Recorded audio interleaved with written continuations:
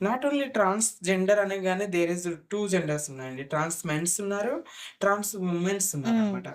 అమ్మాయి by birth అమ్మాయిలాగా పుట్టి నేను అమ్మాయిని కాదు నేను అబ్బాయిని అని రియలైజ్ అయ్యి తర్వాత వాళ్ళ జెండర్ మార్చుకొని అబ్బాయిలాగా లివ్ చేస్తున్న వాళ్ళు కూడా ఉన్నారు. అవునవును. వాళ్ళనే ట్రాన్స్ మెన్స్ హ్మ్. అంటారు. అబ్బాయి శరీరంలో పుట్టి అమ్మాయిలాగా మారితే వాళ్ళని ట్రాన్స్.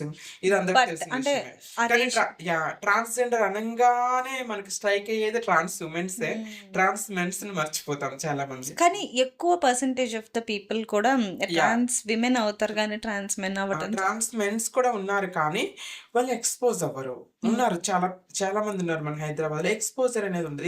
ఎందుకంటే ట్రాన్స్ మెన్‌గా మారిన వాళ్ళకేంటంటే వాళ్ళు అబ్బాయిలాగుంటారు. హ్మ్. వాళ్ళు లైక్ కమ్యూనిటీ వాళ్ళకి కమ్యూనిటీ ఉండదు. కల్చర్ ఉండదు.